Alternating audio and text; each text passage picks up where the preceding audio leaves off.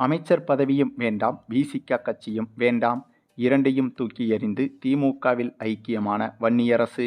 அதிர்ச்சியில் உறைந்த விஜய் மற்றும் திருமாவளவன். சற்று முன் நடந்த பரபரப்பு சம்பவம். அதாவது, தமிழக அரசியலில் தினந்தோறும் இப்போதெல்லாம் பரபரப்புக்கு பஞ்சமே இல்லாமல் தான் சென்று கொண்டிருக்கிறது.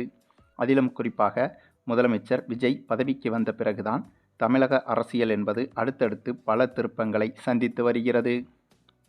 அந்த வரிசையில் இப்போது யாருமே எதிர்பார்க்காத அந்த ஒரு முக்கியமான சம்பவம் நடந்திருக்கிறது.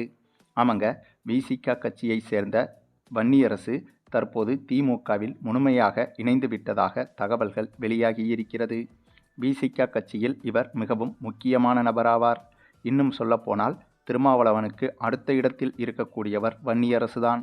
ஆகவே விசிக கட்சியின் மிக முக்கிய தலைவர்களில் முதன்மை தலைவராக இருக்கக்கூடியவர் வன்னியரசு. அது மட்டுமில்லாமல் வன்னியரசு உட்பட விசிக கட்சியில் இருக்கும் ஆளூர் சானவாஸ் உள்ளிட்ட நிறைய பேர் திமுகவுக்கு ஆதரவானவர்கள். அதாவது, என்னதான் விசிக கட்சியில் இருந்தாலும் கூட திமுக காரர் போலவே வன்னியரசு, ஆளூர் சானவாஸ் உள்ளிட்டவர்கள் அந்தளவுக்கு திமுகவை உயர்த்தி பேசுவார்கள். இதுபோன்ற விஷயங்களில் திருமாவளவனுக்கே பல நேரங்களில் கடுப்பாகி இருக்கிறது. அதாவது, தன்னுடைய கட்சியிலிருந்து தன்னுடைய பேச்சை கேட்காமல் திமுகவை நம்பி ஆட்டம் போட்டு கொண்டிருக்கிறார்கள் என்று திருமாவளவனே உட்கட்சிக்குள் பலமுறை இதை கூறியிருக்கிறார். அந்தளவுக்கு திமுகவுக்கு ஆதரவாக இயங்கி வந்த இவர்களுக்கு மிகப்பெரிய அடியாக நடந்து முடிந்த தேர்தலில் திமுக தோல்வியடைந்ததுதான். திமுக தோல்வியடைந்தது மட்டுமில்லாமல் விஜய் கட்சி ஆட்சிக்கு வந்தது. அதுவும் இந்த தேர்தலுக்கு முன்பு வரையிலும் விஜய் கட்சியை தான் வன்னியரசு, ஆளூர் சானவாஸ் உள்ளிட்டவர்கள் எந்த அளவுக்கு குறைத்து பேச முடியுமோ அந்தளவுக்கு குறைத்து அந்தளவுக்கு மிகவும் மோசமாக பேசி வந்தனர். ஆனால் இப்போது இவர்கள் அந்தளவுக்கு மோசமாக பேசி வந்த விஜயின் அரசு ஆட்சிக்கு வந்துவிட்டது.